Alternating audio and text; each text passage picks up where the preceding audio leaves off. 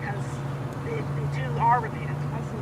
I didn't know that. No, they're just being handled differently by the city. So if that's it, Philip, if you want to stay, if anybody wants to stay and listen to what Philip has to say, you're more than welcome to do, but we're basically finished up, and if you've got any questions of me, I'm happy to address them.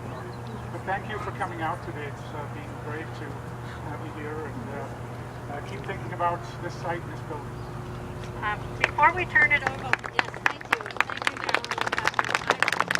I'm Celeste from the community leagues around this area, and I had asked them to come help us commemorate this site and to explain its significance to people in Edmonton.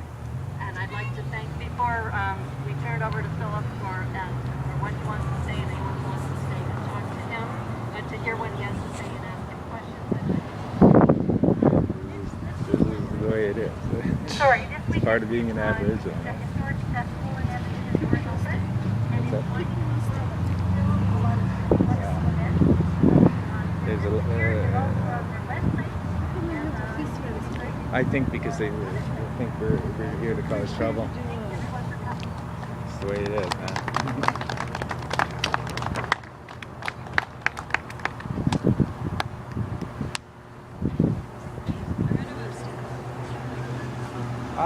I'd like to, anybody who'd like to stay, I'd like to you guys to come a little closer, and I'll share some of the pictures that I have of some of my ancestors.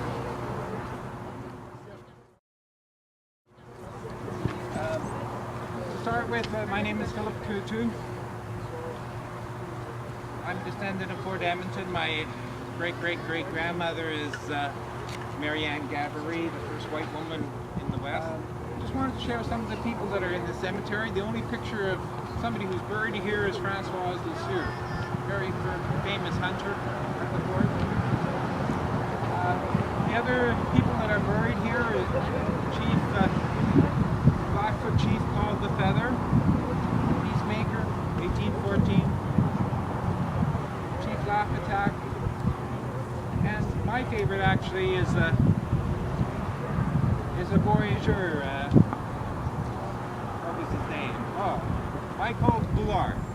He's a guy that went all the way to the ocean with David Thompson. And so we have some famous people buried here to mention. We commemorated our province right here. This lady here is painted by Paul Kane, and there's a bit of a ladies' man. And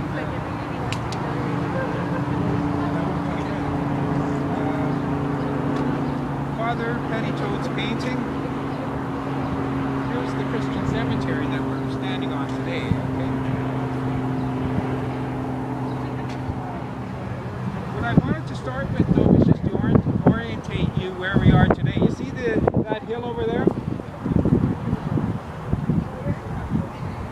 We are standing about this. Paul Kane painted this painting, and there's a historic landing just below where the boats were. So we are about here, and this is actually the Wolf's Trail. And you know, in philosophy, the fundamental question is, why are we here? Well, I'm going to answer that question today.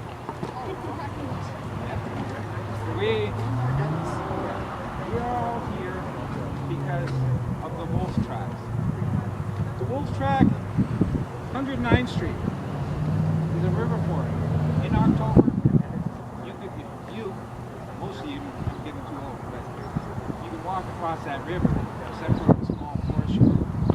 And here, on the landing, is the winter crossing of the Wolf's Track. What is the Wolf's Track? Well, the archaeology here is 8,000 years old. At that time, this is the migration trail from the north all the way to Mexico.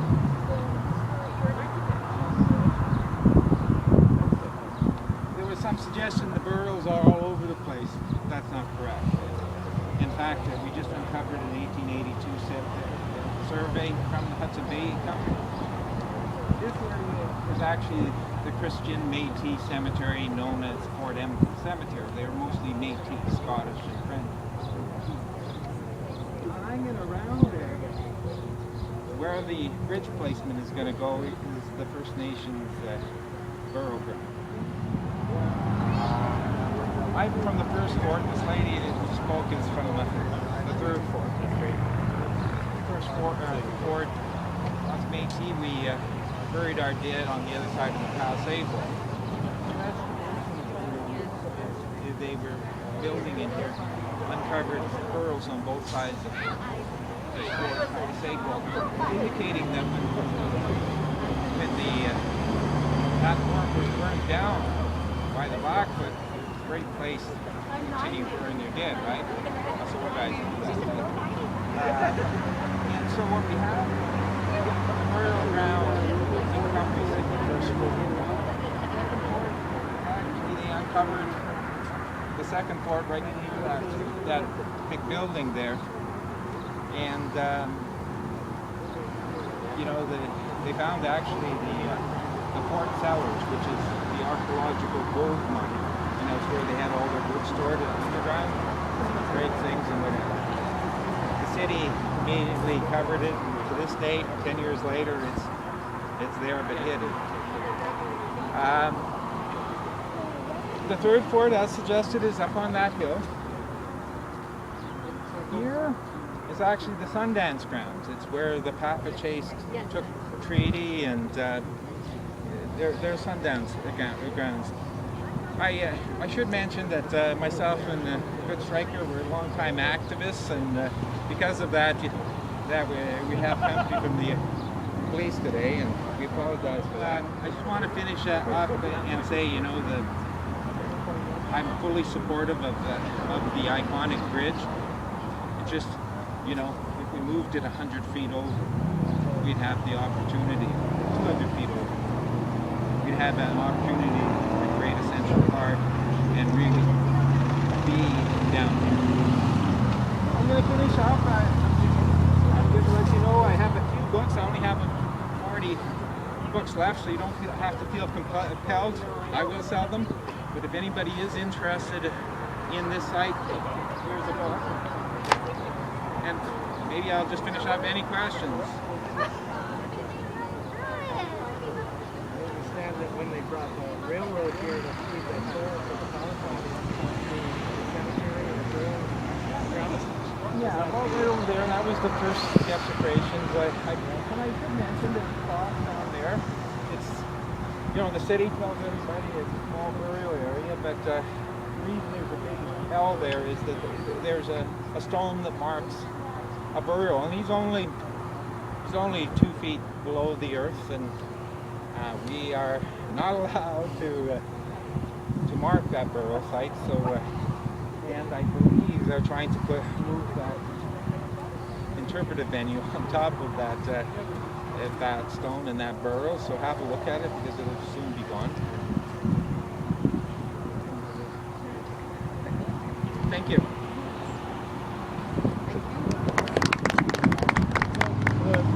That grave, where's that located? The one you were just talking about?